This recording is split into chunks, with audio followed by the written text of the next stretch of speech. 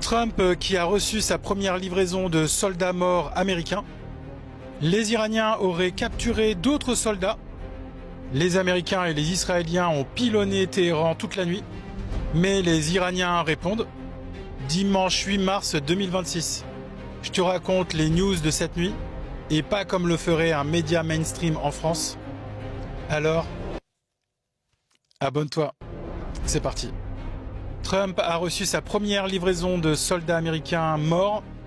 Des images qui ne plaisent pas à l'Amérique.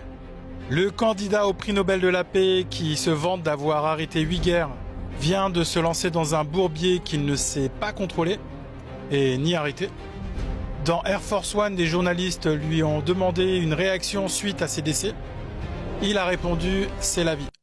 Un message qui n'a pas l'air de passer dans l'opinion américaine. Le commandement iranien affirme avoir fait des prisonniers sur son sol. Le Pentagone dément formellement.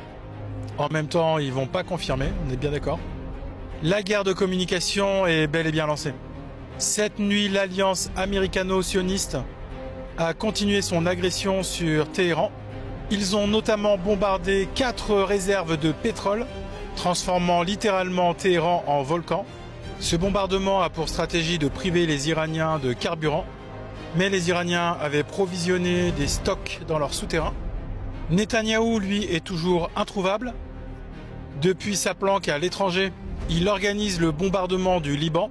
Cette nuit, un bombardement à Beyrouth a tué 4 personnes dans un hôtel. En réponse à l'attaque de cette nuit, les Iraniens ont bombardé Tel Aviv et une raffinerie importante à Haïfa. 10 personnes mortes en Israël, selon les sources israéliennes.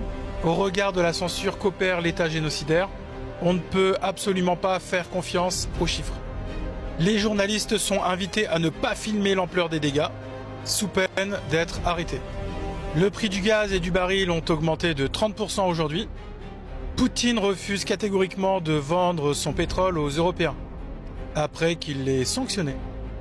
Il estime que les Européens ne sont plus des partenaires dignes de confiance, et il a raison. Les pays du Golfe, eux, se sentent abandonnés. Ils avaient créé des paradis prospères pour les touristes et les travailleurs occidentaux. Et l'Iran est en train de transformer tout ça en terre brûlée. Avoir confié leur défense et leur souveraineté aux Américains n'était pas une si bonne idée. Trump déclare avoir détruit 80% des capacités militaires iraniennes. Les vrais analystes et spécialistes, comme le colonel McGregor et Scott Ritter, ancien formateur et analyste à la CIA, déclarent tous deux que l'Iran pourrait tenir 6 mois avec la même cadence. Et facilement.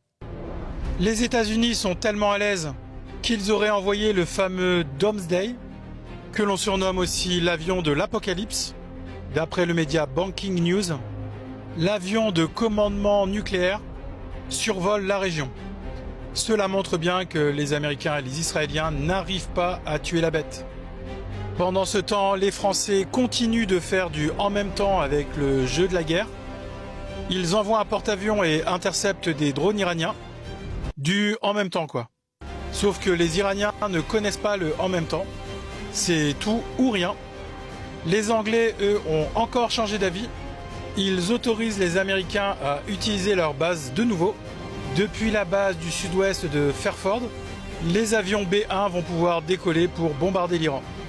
Je vous laisse mettre vos commentaires et je vous dis à bientôt pour de nouvelles news.